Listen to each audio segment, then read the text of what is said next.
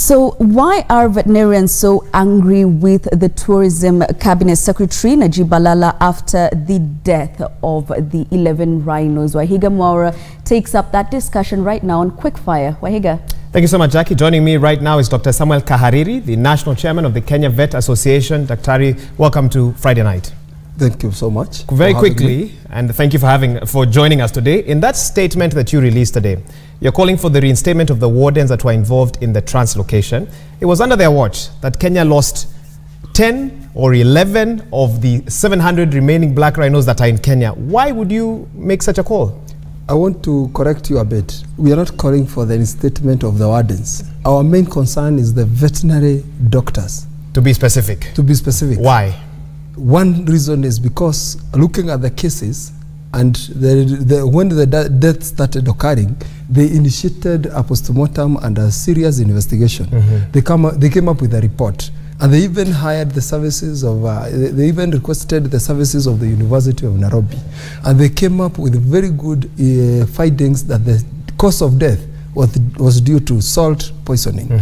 Salt poisoning is actually not the responsibility of a veterinarian.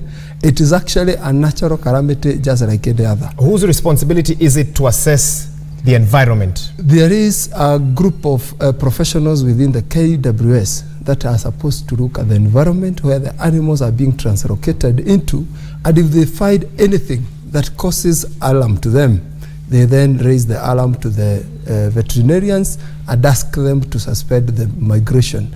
However, the issue is more complicated than it sounds. And for us, where we sit, it looks like a cover-up of a lot of other issues that are impending in Kenya Wildlife Services. But do you have any proof about this, or it's a theory in your view? It is not a theory. For the last 3 months, Kenya Wildlife Services has not had a board. And since 2013, Kenya Wildlife Service Board had Director of Veterinary Services as the only technical person who sits in that board. Remember, these people are dealing with the health of animals. Fair enough. And the whole board was only having the Director of Veterinary Services as a member of that board. Let me interrupt you there. But they removed that. Let me interrupt you there. I just got off the KWS website the job description of the Vet Services Department, which I believe the doctors you're talking about serve under. Let me read one of them. Undertake wildlife translocation exercises professionally in the most humane manner for conservation and management. This involves various things, but one of them is inspection of holding facilities, where the animals will graze or reside or so forth. Yes. So in a sense, wouldn't you say that those doctors also had a role in that, even though you might feel that that wasn't their direct role, the inspection of the holding? I will tell you one thing, without any confusion, without any fear of contradiction, that in Africa, Kenya Wildlife Services Veterinary Department is actually the top, and is actually these people who have been actually moved away.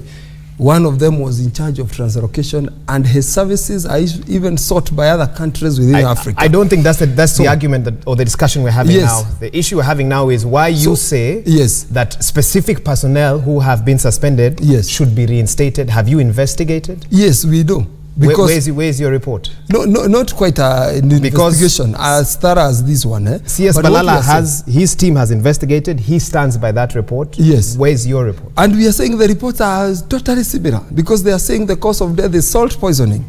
And we are saying translocation is done by veterinarians to some extent. Before we translocate animals, they are tranquilized, and there's a whole process. Even before you even talk of tranquilizing, they have to assess where the animals are being taken, and they also have to assess where the animals are coming from. They have to assess the pasture availability, which they all did, and they did it correctly. Tranquilization was done and done correctly. And loading of the animals into the vehicles that were carrying them was done and done correctly.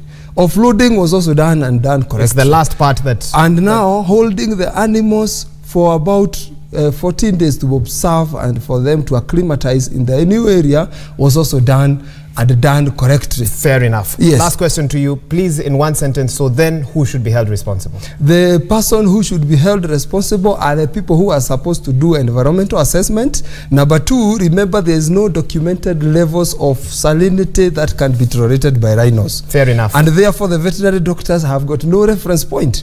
And therefore, you cannot blame them for this. Thank you, Dr. Yes. That's Dr. Samuel Kariri, National Chairman, Kenya Vet Association.